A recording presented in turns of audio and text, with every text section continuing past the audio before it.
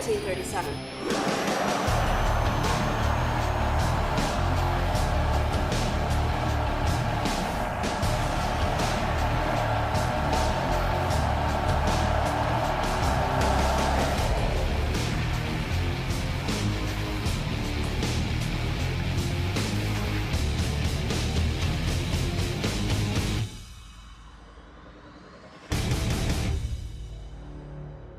Yada yada yada yada yada yada yada yada yada yada. Cookies. That was the best one so far.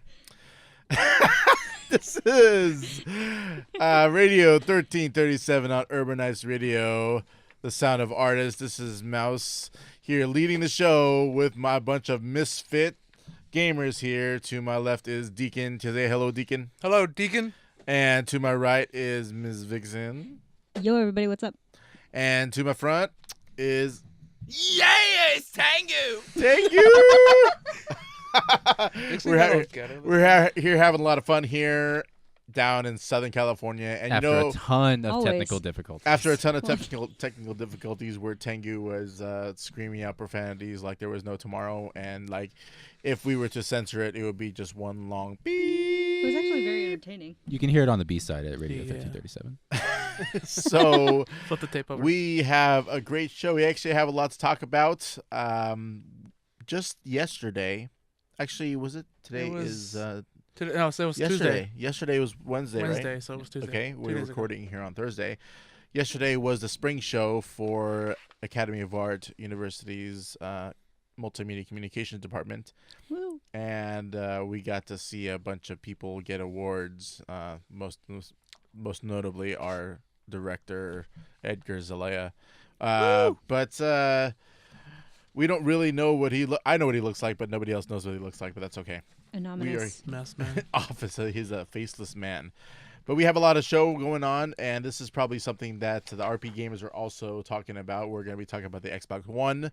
We're going to talk about some news segments. We have another weapons segment. We have another fighting segment.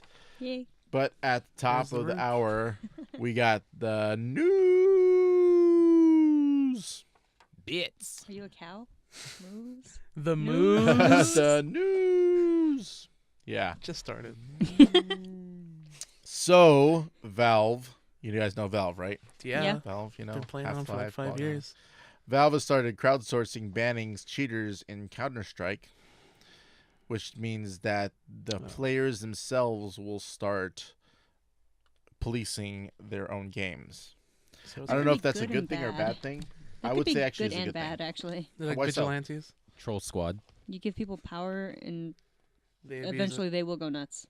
It is not something that they're giving like full, power to, but it's in beta right now. And the idea is to let the community regulate itself by allowing qualified and experienced members of the community to review reports of disruptive behavior to determine if those reports are valid and apply bans if appropriate. What makes you what were the qualifications to become? Let's see. I would assume people that, make fair games and they've made a lot of they're not accused of cheating or whatever. Okay. There's a lot of data that gets mined when, you run in through like a server like Valve. It's creepy. So it's kind of like an honor roll. Huh? So it's almost like an honor roll or something almost, like that? Honor system, yeah. Yeah, honor system, thank you. Probably also has to do with how much money you've contributed, possibly. Of course. Well, that's always a factor. No. Anyway, so we're going to be talking about the Xbox One, which is the new name for the Xbox console, but Microsoft does promise more Japanese support for the Xbox One at E3. Ooh. Woo. And so in their press conference, did you guys happen to see the press conference? Yep. Yeah. You saw the press conference? So it was surprisingly dark when it came to Asian games. And so when Steven Toledo from Kotaku went out and talked to them about it, he said that, let's see, the quote is, "If that was your takeout, that was not intentional. You will see at E3 games from 4 continents, 3 and a big continent. You will see throughout the rest of the year between now and launch a number of occasions where we will tell a more local story that's customized and more regionalized, but this by necessity has to be more global message. And when asked about region locking, which is the primary reason why Asian games are Asian and they never like happen to swing over this way. And very irritating. And very irritating. When asked about that, he replied with no comment. So, which probably means it's going to happen again. Square Enix announces a live E3 video show. Ooh. So Nintendo Direct had this thing. It was kind of a live what's happening at E3 right now. And now Square Enix Presents is actually going to be a show that's about E3, what's going on with E3 during the time of E3, which is June 11th through the 13th. So G4? Yeah, G4 is actually... I don't think they're going to have any representation over there because they're already changing over to a network called Esquire. I know Spike does, though. And Spike will be there, but they won't be the main presence like G4 was last year. Yeah. So Square Enix, and I'm assuming a lot of other companies out there are going to try and do their own little spin off of making their own press type, whatever.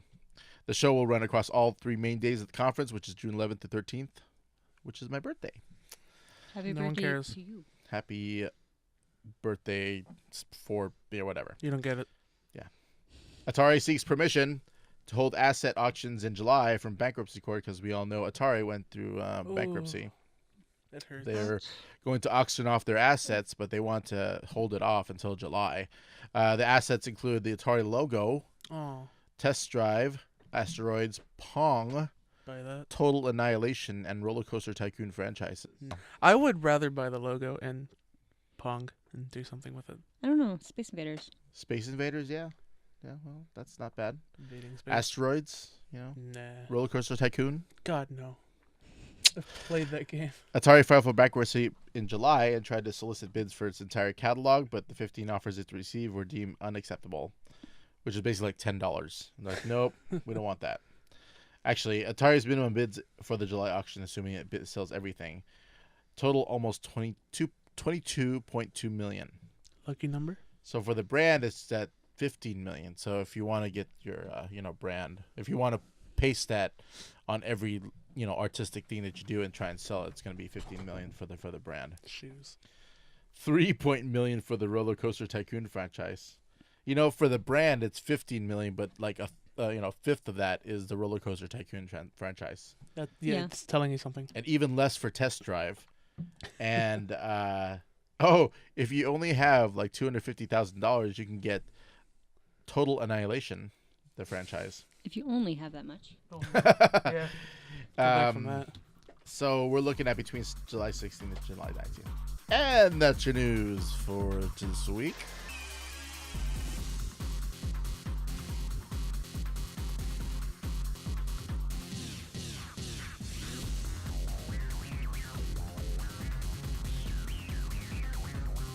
This is Deacon from Radio 1337. You're listening to Urban Nights Radio, the sound of artists.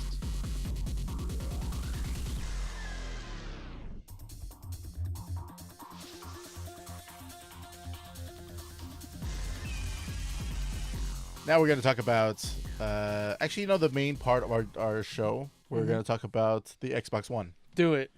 Do it. This week, Microsoft announced their new console, the Xbox 1. I hate you. It's the third Microsoft console. Yeah. What you thought? I was going to say 360 times 2 or no, the Infinity. But it does like everything. It's all in one. Oh. Yeah, play on words. Oh, I get that. Yeah. I get that. No, you don't. Look at them being clever. What does that mean next time? It's going to be like the Xbox -1 or the Xbox 2? I. For those math people. Got it? You got it. Oh. Yeah, that's a smart joke. At least that's more creative than the one. Shut up. So a lot of people have been criticizing this whole look of the Xbox 360. I'm sorry, the one. I'm sorry, I'm getting really confused here. People are criticizing the new look of the one, and it looks like people say a VCR. Is that what people are saying? Yeah. VCR, DVD player. We've been told not to judge a book by the cover. Yeah. I think that's funny that you said that because all the criticism I hear about the one. I gotta change my vernacular. I'm gonna hit you. Jeez. All the criticism I hear about the one is all like Aesthetics. It's all aesthetics. Yeah. It doesn't matter what it looks like as long as it performs good. Well, that's you know, what she for said. me, So what about the Xbox One? okay, so the Xbox One, a lot of people have been criticizing this, and it's been purely aesthetic. It's not really been about the machine itself. And this is the kind of interesting thing that I've noted about the press conferences from Sony and then from Microsoft. In Sony, they talked about the PS4, and they were just going on and on and on about how much more powerful and cooler and all the cool things that like PS4 can do. Look at all the bells and whistles. Which is great, right? And then when I heard and watched the Xbox press conference this week, it was all about how my new Xbox One machine is going to be easier for me to watch TV and, you know, have entertainment, and it's just ease of use, you know? And it's something that people I think people were looking for something a little bit more meatier than just like, oh, it's just going to be easier on your life. But honestly, I think that's a really good thing. Yes. Yeah, I agree with that. Because if you think about it, gamers aren't the most active. Stereotypically, they're not the most active. Yeah, well, I agree. When the Kinect came out, right, I saw what it could do, and people were saying, "Oh my God, it's the thing that's going to revolutionize gaming." And I thought to myself, and I told people, I said, you know, I don't think the Kinect is going to revolutionize gaming. That was the same thing for the ZI toy from like the PS2, wasn't it? No, they said the same thing for the Wii. When the Kinect came out, I said, I think the Kinect is going to revolutionize TV. Yeah. And it's starting to already, actually. With all the things you can do with it, you can, you know, access your fantasy games. You can switch from TV to movies to Xbox, you know, at the voice command, at a you know, command voice, and you know, that's just amazing. I'm afraid I can't do that, mouse. What? I'm afraid I can't do that, mouse. Yeah, thank you, Ed. And now you can use your phone as a remote, so now you have another thing to lose. Smart glass. Oh yeah, smart glass. That's right.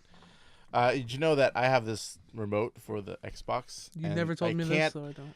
I can't, like, you know, it only has so far of a range, right? Like, I'm across the room in my kitchen. Wi-Fi? I'm across the room in my kitchen. I can't, like, push it. So I use my smart glass. And Smart glass? It takes too much energy to get up and move use the probably remote. 4 feet up. No, it is actually. I turn on my iPad and I turn on smart glass from my iPad, and I can just, like, you know, change my Netflix, you know, from my iPad. Why don't you just why they made the Kinect absolutely effective. Why don't you just watch it on your iPad? Oh, that's a good idea. I hate you. Oh God. But the screen is bigger. I've actually never used Netflix on the Xbox. I've only ever used it on the PlayStation, and I only watch it on my Xbox because of the fact that I can put it on my I can watch it on my phone big right screen now. TV. Well, fine. I see how it is, Deacon. Find a movie real quick.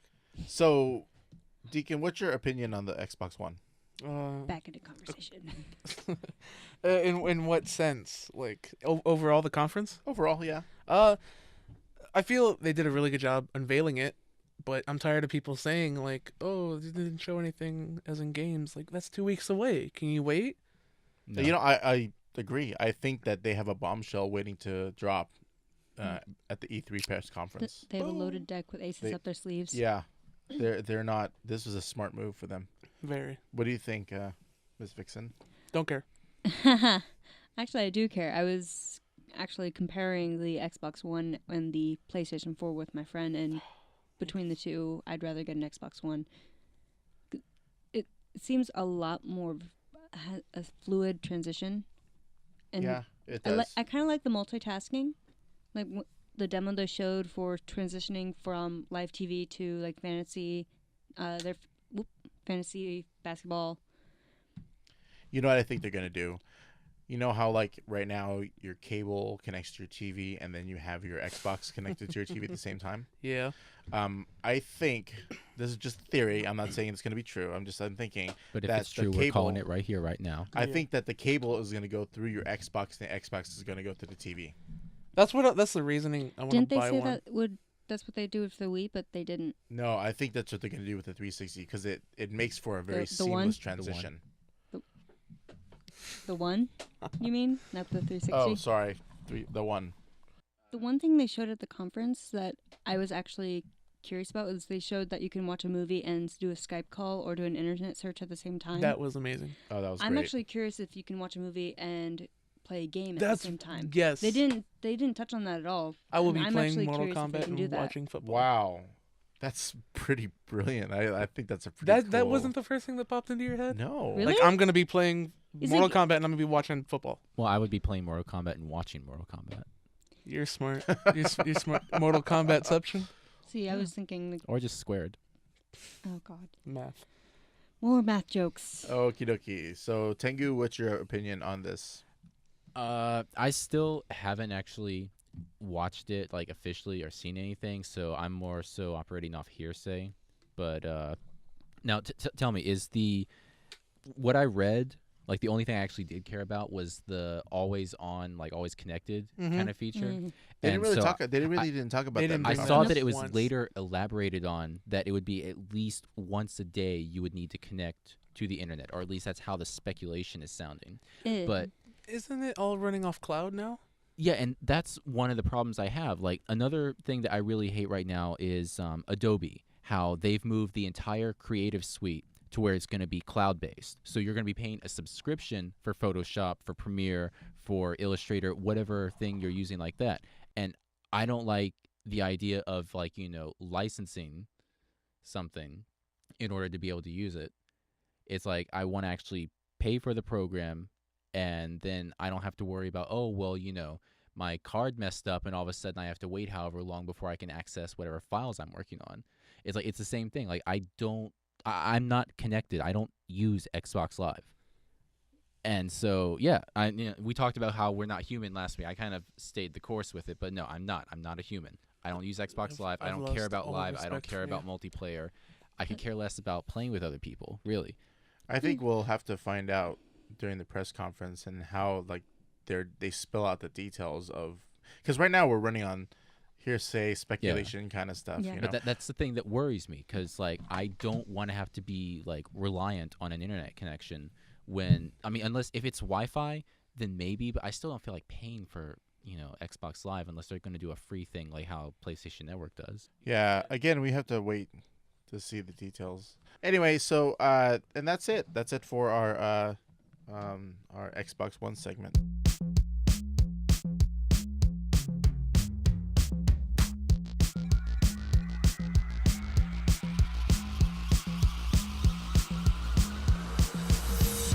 If you want to listen to the latest in dating advice, you want to listen to Love from Venus with Lola and Coco. And those two girls, I must say, are very cool. And I totally would smurf Lola. I knew it. What? Just saying. So predictable. Look, Like a man. look at her. I wasn't gonna say that. Look at her. She's cute. Here. See? She's cute. Right there.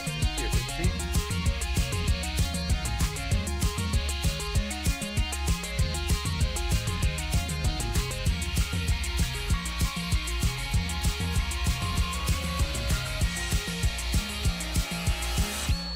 Let's go into our segments. Their weapon segment.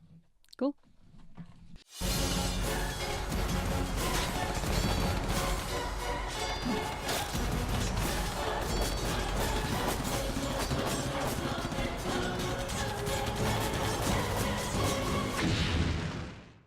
All right, so before we actually get into Vixen segment, I just wanted to say, despite all the trash talk I do against One Piece, we are still all humans here. And so Oda Sensei, the creator, author of One Piece, has been hospitalized with tonsillitis. So Vixen has a special well wish that she would like to shout out to the man. I would just really like him to get well. I feel bad that he's sick right now. That's really it. Just You look like you're about to cry. One Piece is actually a really solid show. It's been going on for a long time. It's got hundreds of, like 500 episodes, right? Crazy. actually, we're working on the 600s now. There are 600s, and the manga is going just nuts over in Japan. It's like chapter like 800, 900, something like that. 709. I'm Oh, waiting for shows how chapter much I care, I guess. 710 right now. Anyway, so shout out to him. The weapon of the week. This week's weapon is the lance. The weapon often seen is Renaissance fairs for jousting. Oh, the long one that looks like a big stick. You know, the big stick. Traffic cone. The traffic. Colorless traffic that's cone. it. I'm That's not letting it go it. any that farther. works. Yeah, Traffic it looks like a cone. giant traffic cone. That's it. It was actually developed in the countries from the Iranian area in the early 5th century BC to 4th century AD. It's classified as a cavalry weapon and was specifically used for horsemen. The ones who are most known for the weapon and best known to use it really effectively in combat is actually Alexander the Great's company cavalry. So wait, they use it while they're on the horses to spear people on the ground, or that's what they? Yeah. They use it to either knock people off their horses, like seen in jousting, or it's also used to. It's more of a one-time use, so it's more of an initial front attack, and then they usually knights generally move on to smaller weapons like daggers or swords. Is it like those like graphite that you put in the pencil? Like when it breaks off, you just keep using it. You just use the rest of it, and just like in battle, how they're really long. You just like spear someone and it breaks off, and you can, it breaks off. It's still kind of sharp, so you stab someone else. And it breaks Actually, off no. The lance is specifically designed not to break, unlike the spear, which is also part of its family. Oh. The spearhead is designed to break off so it can easily be replaced and fixed. The lance, on the other hand, is, like I said, a one-time use. Okay. It's designed as a solid object, and it's not seen very often specifically because of that. It's a very heavy weapon, depending on which one you use. That's kind of funny. You use it for a cavalry that only uses it once. That's interesting. You often see characters like in video games, like centaur characters, often use this weapon. Say like Ken from Shining Force. He uses the lance. It almost seems like if it's a one-time use for stabbing, wouldn't you be using it as kind of more of a blow weapon, like you're almost like using the side of the weapon as a impact? Some do, and you sometimes see that, but no, because the design is actually the traffic cone comment is perfect for that. Thank you, Deacon. Because of the sharp end of the lance, it's much more effective to use it as a single thrust than it is for a sweeping weapon. But there's a lot of video game characters that use this, right? Yes. I mean, like, let's see. Gunfall from my series One Piece. One Piece. Yes, Everything Sky goes Knight. back to One Piece, right? Full circle. Not Always. everything. So are we using things like this today? I mean, like, doesn't look like we use guns, right? You do still see them mostly, as I said, in Renaissance fairs. You don't see Oh, them. in those like jousting matches. Yes. Or in Family Guy where you use like the two limousines. And all that. What? That's a cartoon. That's a cartoon, and they use a lance. It was a really long lance. This is a video game station. And you They can't say have One Piece Family doesn't Guy count video because they have several video games and these characters do show up. Yeah, but she's not in any video game. One Piece doesn't come up far enough on my list to care about. Ow. Ow. Giving you a heads up. Pirate Warriors 2 was ranked number 2 in Japan, only behind Luigi's Mansion. I don't live in Japan. Behind Luigi's Mansion. Yeah, Luigi's Mansion ranked number What? 1. Pirate Warriors 2 is that the ranked one number 2 Luigi's mentioned for the GameCube, or the one that they redid for the Wii U? on the DS. Oh, okay. Sorry, the 3DS. The 3DS. Neither. Then again, these are the people that brought us Mr. Mosquito, so why am I even asking? That game was fun. Yeah, it was actually.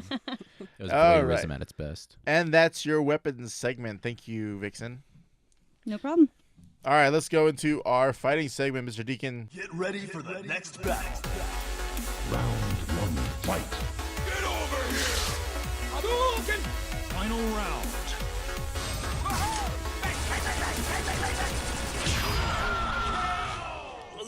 Tell us what's up, man. What's up? Mortal Kombat. We all know that. We all know Mortal Kombat, right? Mortal Kombat! Fatality. Get up. Wait, what? All All right. So, I'm not going to give you tips on Mortal Kombat 1 because if you need, you're hopeless. But I'm going to give you some history about it. Wait, Mortal Kombat 1? Is that coming out for the Xbox One? Wow. Full I saw that circle. one coming, actually. Full Wow. circle. You didn't do anything to stop it. No. Yeah, whatever. You can't stop the tip, baby. So Mortal Kombat 1 or just called Mortal Kombat. It was started. No, and then, wait. We're not talking about the Mortal Kombat that just came out. no, Mortal Kombat 1. Like The the one that original? came out originally The in the original arcades. 1991. The one that started it all. The one that So they expect, gave you nightmares. So they expected a parents' sequel nightmares. saying Mortal Kombat 1. Anyways, Back in 1991, the game originally started as an adaptation for the movie Universal Soldier, starring Jean-Claude Van Damme. you got to be kidding me, really? I'm Really? dead serious. Wow. You didn't know that? No. I'm dead serious. That is awesome. Universal Soldier was such a horrible movie. It was so But I bad, loved was it. good. Yeah, Yeah, I know. It was So bad it was ah. good. It was so bad. It was good. It was like, what was it Van Damme and Dolph Lundgren? Yeah. Oh, that's awesome. So it reached the uncanny valley. Got it. Okay, it was supposed to be a lot, as they quote, a lot more edgy and bloodier than Street Fighter 2. Although they had some licensing issues where eventually it fell through, so they couldn't do it directly after the movie. But Boone and Tobias decided to continue work on it and release it under a new title. So for 6 of the 8 months that they were working on it, they tried coming up with a name. And they didn't really come up with a name up until month 7. They had gone through names like Dragon Attack, Death Blow, and just tried calling it Fatality itself. But the one that stuck was somebody had came into Boone's office and wrote Combat on the whiteboard. And then somebody else came up, scribbled the C out and put a K, tried to be funny. But after a pinball designer named Steve Ritchie, he was in Boone's office talking to him, and he said, well, what's this deal with combat here? Why don't you just call it Mortal Kombat? And after that, it stuck. Wow. Yeah. Wow. Only 4 people worked on that game. What? 4 people worked Really? on the original Wait, Mortal Kombat. is that including the characters? No. Okay. You're not. Okay, so that's not all the people who are in We're their talking like underwear the having design, pictures taken. design. We're talking concepts about- and the, yeah, like, we're talking programming about- and all that. There was Boone, he was the programmer, 2 graphic guys, Tobias and Vogel, and an audio guy named Fordell. Those are 4 people. Aren't those like characters in Mortal Kombat? They Actually, Boone is like Noob Saibot. Noob Saibot, yeah. Tobias is somebody else. I can't. No, No, it Saibot is Noob Tobias. Saibot. I'm sorry. Yeah. Yeah. So, you know about the Toasty guy, right? Toasty. Yeah. He came in because there were some jokes going around between the guys while they were working, and eventually, an image and a sound bit of Dan Forden, who would help work on the game but wasn't there all the time. Forden, the sound engineer. Sorry, he put a little picture of him and a little sound bite of him, and that would play every time you did an uppercut move in the original game. Oh, that's so awesome. That's cool. And No that wonder event- that's like Would it all be I a ever successful uppercut? Yeah, successful Okay. only. So you actually, You have to make contact. yeah, Which that followed through all games, didn't it? It followed up through yeah, all it Mortal does. Kombat games. It does. And let's bring you one more thing. Secret character, Ermac, that came as a rumor in the beginning because on the diagnostic screen, after you would play, there would be a word Ermac 5, which stood for Air Macro 5. And because players assumed that was an actual secret character in there, they decided to actually develop him into a real character and introduce them in Ultimate Mortal Kombat 3 Oh, nice. as a secret character. Nice. That's cool. That's pretty cool, man. And that's your fighting segment. Thank you very much, Deacon. You're welcome. Dude, you're coming up with some pretty cool, like, Right. tidbits of information, man. You You're just just coulda like got a the ball well. rolling. You're keeping going, dude. Did you Keep on call me? going. This one was really nice, yeah. Yeah. Yeah. Anyway, did you guys have a good time? No, I hate being here. Okay. Yes, he had a good time. Yeah. Yeah. Wasn't as bad as I hoped it'd be. Well, As he hoped it would be. Other than my screw up, yeah, I had fun. That will never see the light of day. I hope not. There's so much you guys miss that you're never gonna hear. I know. I still would like to say I'd totally Smurf Lola. I just totally would say God. that again. You did Is this like in an the- episode. I said, you know what? Someone put it in as an advertisement. That whole segment where I said I'd like to Smurf Lola so hard. Someone put it in as like a commercial. Did you do that? Yeah. I wonder who did that. Yeah, you yeah. did that. Thank you very much. Now you're exclaiming to the whole world. I thought it was just gonna be one shot. No, it's gonna be like all over the place now. Just like You're on the grid show, now. Radio 1337. The show, Radio 1337. Here. In fact, I've probably already put those in by the time that this episode is aired. Yeah. Well, So for everyone who already heard that. on Urban Nights Radio, Sound of Artists. Okay. This is You Mouse. okay? No, He's missing something in his diet. He's on a Apparently. balance. Apparently, this is my Friday. Look at me, I'm casual. All right, this Well, is this screw is you too. this is Mouse signing off. Who else do we got here? Deacon. I'm done. All right, Dude, you Vixen. completely forgot about us? I'm just trying to sign You off. forgot all our right? name. We're your misfits. All right. And you forgot our name. I said Vixen. This is Radio 1337 on Urban Nights Radio, the sound of artists. Booyah! Thank you. Woo!